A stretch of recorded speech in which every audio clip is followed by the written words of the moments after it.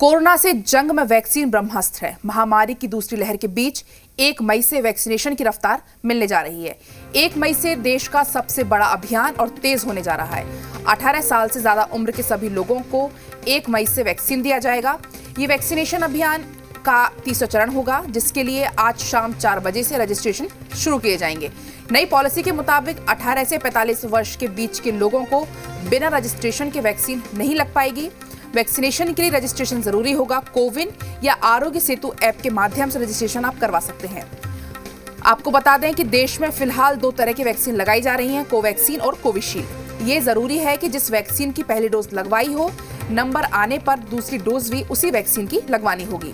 सरकार ने साफ कर दिया है कि बिना रजिस्ट्रेशन कराए किसी वैक्सीनेशन नहीं होगा। किसी का भी वैक्सीनेशन के लिए अपॉइंटमेंट मिलना 1 मई से शुरू होगी।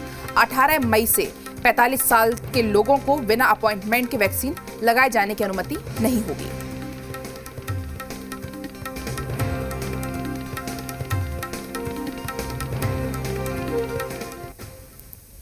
आज से देश का ही नहीं बल्कि दुनिया का सबसे बड़ा वैक्सीनेशन अभियान के तीसरे चरण की औपचारिक शुरुआत हो जाएगी।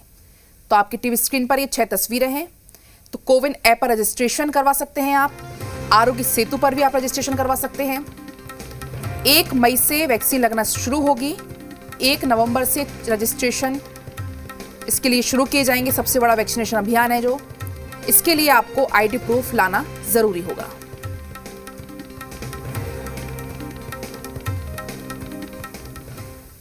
महामारी के खिलाफ जंग में अब युवाओं के पास वैक्सीन वाला ब्रह्मास्त्र आने वाला है।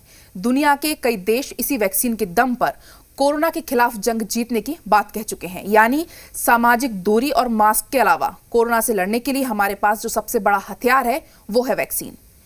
लेकिन ये ब्रह्मास्त्र युवाओं को कैसे मिलेगा, इसके लिए क्या करना पड़ेगा, हम आपको इस मामले पर पूरी जानकारी देंगे। आपके हर कंफ्यूजन को दूर करेंगे। हमारी ये रिपोर्ट देखिए।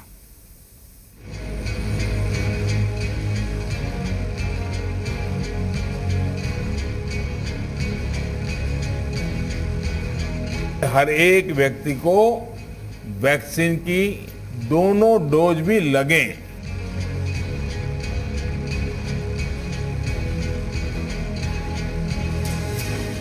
पैंतालीस से ज्यादा उम्र वालों के बाद देश में आज से 18 से ऊपर के लोगों के वैक्सीनेशन के लिए रजिस्ट्रेशन की बारी है। यानी अब भारत ही नहीं, दुनिया का सबसे बड़ा वैक्सीनेशन अभियान शुरू होने जा रहा है। भारत में वैक्सीनेशन का ये तीसरा चरण होगा। वैक्सीन की अहमियत का अंदाजा आप इसी बात से लगा सकते हैं कि आज दुनिया के कई देश कोरोना के खिलाफ जंग में जीत के करीब पहुंच गए हैं। खुद प्रधानमंत्री मोदी देश को वैक्सीनेशन के लिए उत्साहित कर रहे हैं। पीएम मोदी ने पहल की और वैक्सीन लगवाई, यानी कि पीएम मोदी ने देश को वैक्सीनेशन के लिए प्रेरित करने का काम किया। सबसे तेजी से भारत में पहले 10 करोड़, फिर 11 करोड़ और अब 12 करोड़ वैक्सीन डोज दिए गए हैं। 1 मई के बाद से 18 वर्ष के ऊपर के किसी भी व्यक्ति को वैक्सीनेट किया जा सकेगा। भारत को युवाओं का देश कहा जाता है और आज उम्मीद देश के युवाओं से है। यदि भारत के हर युवा ने वैक्सीन लगवा ली तो देश के लिए कोरोना के खिलाफ जंग आसान हो जाएगी। केंद्र सरकार की ओर से स्पष्ट कर दिया गया है कि बिना रजिस्ट्रेशन कराए कोरोना की वैक्सीन नहीं लगाई जाएगी। MyGov के ट्विटर अकाउंट में बताया गया है कि 18 से ज्यादा उम्र के लोगों को बिना अपॉइंटमेंट के टीकाकरण की इजाजत नहीं होगी। रजिस्ट्रेशन के लिए आपको cowin.gov.in पेज पर जाना होगा। इसके अलावा आप आरोग्य सेतु ऐप से भी वैक्सीनेशन के लिए रजिस्ट्रेशन करा सकते हैं। देश के युवाओं के लिए वैक्सीनेशन क्यों जरूरी है, इसे हम आंकड़ों से समझते हैं। भारत में 45 साल से ज्यादा उम्र के 34 करोड़ लोग हैं, जिन्हें केंद्र सरकार की ओर से मुफ्त में वैक्सीन लगाई जा रही है। वहीं देश में 18 साल से 44 साल की उम्र के लोगों की संख्या 81 करोड़ से ज्यादा है, जिन्हें 1 मई से वैक्सीन लगेगी और उनके वैक्सीनेशन की जिम्मेदारी राज्य सरकारों की होगी। 18 से 44 साल के आयु वर्ग के लोगों को वैक्सीनेशन की प्रक्रिया आज से शुरू होने जा रही है। कोरोना वायरस भारत में हर मिनट 2 लोगों की जान ले रहा है। महामारी का ये जानलेवा आंकड़ा हर परिवार को डराता है। ये सच है कि हम और आप संक्रमण के सबसे खतरनाक समय का सामना कर रहे हैं। सच ये भी है कि हर इंसान की जिंदगी खतरे में है। लेकिन इतने सारे डरावने सच के बीच हौसला बढ़ाने वाला एक सच ये भी है कि 1 मई से महामारी के खिलाफ लड़ाई में भारत के युवाओं को भी ब्रह्मास्त्र मिलने जा रहा है। 18 साल से ज्यादा उम्र के लोगों को 1 मई से वैक्सीन दी जाएगी, जिसके लिए रजिस्ट्रेशन आज से शुरू हो रहा है। ब्यूरो रिपोर्ट, जी मीडिया। आज से देश भर में 18 साल से ऊपर के युवाओं के लिए वैक्सीनेशन का रजिस्ट्रेशन शुरू होने जा रहा है। इसके लिए क्या करना पड़ेगा आपको, जी मीडिया रिपोर्टर वरुण भसीन आपको वैक्सीनेशन के लिए होने वाले रजिस्ट्रेशन की पूरी प्रक्रिया आसान शब्दों में समझा रहे हैं। आइए इसे समझते हैं। 1 मई से 18 वर्ष से लेकर 45 वर्ष के जो लोग हैं उनको भी वैक्सीन लगेगी। अब वो वैक्सीनेशन ड्राइव का हिस्सा होंगे और अब आपको कोविन पोर्टल पर जाकर किस तरह से रजिस्टर करना होगा उसकी पूरी प्रक्रिया को समझाते हैं कि कैसे होगा वो रजिस्ट्रेशन। सबसे पहले आपको कहाँ आना होगा, आपको अपने फ़ोन से अगर रजिस्टर कराना है तो उसकी पहले पूरी प्रक्रिया बताता हूँ कि cowin.gov.in। मैं आपको एक बार फिर बताऊंगा कि cowin.gov.in वेब पोर्टल पर आना होगा। आपको जो ऐप का जो बात सामने आई थी वो ऐप सिर्फ ऑफिशियल्स के लिए है। आपको पोर्टल यानी कि उस वेबसाइट पर ही जाना होगा, इसलिए उसमें आपको कंफ्यूज नहीं होना है कि ऐप है, ऐप पर मैं रजिस्टर नहीं कर पा रहा हूँ, तो उस तरफ आपको नहीं जाना होगा। और आगे क्या होगा, आप जैसे ही ये पेज खोलेंगे cowin.gov.in इस वक्त ओपन हो चुका है, तो उस पर आपको ऑप्शन नजर आएंगे कि आप रजिस्टर करा सकते हैं इसी वेबसाइट पर, या फिर आरोग्य सेतु ऐप जो आपके फ़ोन में होगी पहले से ही, उसके ज़रिए भी आप करवा सकते हैं। कैसे होगा इस वेब पोर्टल पर, उस पूरी प्रक्रिया को समझते हैं। मैंने क्लिक किया रजिस्टर इन योरसेल्फ, तो सबसे पहले मांगे जा रहा है एक OTP यानी कि 1 टाइम पासवर्ड। आपको अपना मोबाइल नंबर देना होगा। एक मोबाइल नंबर से आप 4 लोगों का फिलहाल जो रजिस्ट्रेशन है वो करवा पाएंगे, लेकिन उसमें आपको 4 नंबर बाद में आगे चल के ऐड करने होंगे। लेकिन अगर आप अपना नंबर डालेंगे, OTP हमने लिया है। अब हमारे पास ऊपर OTP आ चुका है। ये 1 टाइम पासवर्ड होगा, आपको उस समय यूज़ करना होगा। 238340 OTP मेरे पास आया है। यहाँ पर मैंने इसको कर दिया है। अब मैं वेरीफाई करने की कोशिश कर रहा हूँ। वेरीफाई किया है, मेरे पास OTP आया है। मैंने सबसे पहले वेबसाइट पे गया हूँ, वहाँ रजिस्टर किया है, वहाँ पर OTP मांगा गया। उसके बाद क्या क्या ऑप्शंस आ रहे हैं आप वो देखिए। फोटो ID प्रूफ, आपका कोई एक फोटो ID प्रूफ, उसमें क्या क्या ऑप्शन है आपके पास। आधार कार्ड का ऑप्शन आ रहा है, ड्राइविंग लाइसेंस का ऑप्शन आ रहा है, पैन कार्ड का, पासपोर्ट का, या फिर पेंशन पासबुक, किसी भी तरीके की जो NPR smart card, voter ID, कोई भी एक ऑफिशियल ID, आपको फोटो वाली ID उसकी ज़रूरत पड़ेगी, तो आप उसके साथ तैयार रहिएगा।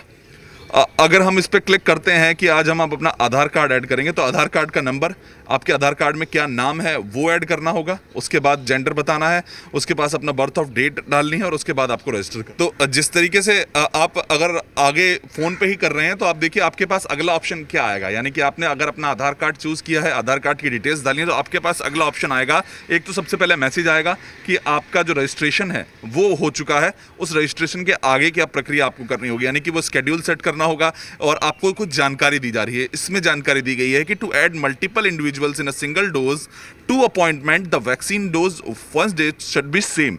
यानी कि आपकी जो डेट है, अगर आपके साथ और भी लोग हैं उनको भी ऐड किया है, तो उनकी सबकी पहली डोज की डेट सेम होनी चाहिए, अगर आपने एक ID से, एक नंबर से इसको ऐड किया है इस वक्त। और दूसरी बात सबसे ज़रूरी क्या है, स्केड्यूल आपको सेट करना है। तो आप किस तरीके से स्केड्यूल सेट कर पाएंगे उसका भी ऑप्शन आपको दिया गया है। स्केड्यूल नाउ पे हम क्लिक करेंगे तो आप अपना पिन कोड बताएंगे। पिन कोड अगर मैं यहाँ पर डालूं तो आप देखिए, कोई आपके जो शहर का पिन कोड होगा उसको आपको प्रोवाइड करवाइए और सर्च करिए। आप सर्च करेंगे तो आपके पास डेट के साथ अवेलेबल जो जगहें हैं वो दिखने लगेंगी। आपके पास का जो वैक्सीनेशन सेंटर है वो आपको नज़र आने लग जाएंगे। 28, 29, 30, 1, 2 मई, अभी 45 से ऊपर का है तो और भी चल रहे हैं, लेकिन 1 तारीख से आपको सभी तरीके की, अभी यहाँ पर 1, 2, 3, 4, या मैं आगे की तरफ आऊँ तो ये सारी डेट्स आपको नज़र आने लग जाएंगी, कौन से सेंटर पर जाकर आप वैक्सीन लगवा सकते हैं। इस तरीके की जानकारी भी आपको यहीं से प्रोवाइड की जाएगी। उसके बाद आपको इस जगह पर जाना होगा, वहाँ पर आपका पूरी जो प्रक्रिया है वो होगा। आप डिस्ट्रिक्ट के ज़रिए भी सर्च कर सकते हैं, स्टेट के ज़रिए भी, कोई स्टेट को सर्च करना चाहे तो वहाँ से भी कर सकते हैं। और उसके बाद आपके पास एक जो रजिस्ट्रेशन नंबर आ जाएगा, उस रजिस्ट्रेशन नंबर को आप जाकर उस सेंटर पर दिखाएंगे। आप अपना टाइम भी सेट कर सकते हैं, कितने बजे आप जाकर वहाँ पर वैक्सीन लगवाना चाहते हैं। और जो वैक्सीन के लगने के बीच का जो अंतर है वो 28 से 42 दिन तक का है। तो आपको पूरी इन्फॉर्मेशन लगातार मिलती रहेगी, पहली डोज के बाद कि अब दूसरी डोज का कब समय है, वो भी आपको इस ऐप के जरिए, यानी कि इस वेब पोर्टल के जरिए। ऐप में कंफ्यूज नहीं होना है कि किसी भी तरह से जो कि कोविन की ऐप काम नहीं कर रही है, क्योंकि कोविन के लिए सिर्फ वेब पोर्टल इस वक्त उपयोग में है, या फिर आरोग्य सेतु के जरिए ही आप अपने आप को रजिस्टर करवा सकते हैं। तो जल्द से जल्द जाइए और इस वैक्सीनेशन ड्राइव का हिस्सा बनिए, क्योंकि इस महामारी को हराने में ये सबसे बड़ा हथियार है। वरुण भसीन, जी मीडिया, दिल्ली। आज बहुत से लोगों के मन में ये सवाल है कि जब देश में कई लोगों को वैक्सीन लगवाने के बाद भी संक्रमण हो रहा है तो फिर इस वैक्सीन का क्या फायदा है। तो इसे समझने के लिए आज हमने एक रिपोर्ट तैयार की है और ऐसे लोगों से बात की है जो वैक्सीन लगवाने के बाद संक्रमित हुए, लेकिन ये वायरस उनका कुछ नहीं बिगाड़ पाया। सरल शब्दों में कहें तो ये वैक्सीन संक्रमण से तो नहीं बचाएगी, लेकिन संक्रमित होने के बाद रक्षा कवच की तरह काम करेगी।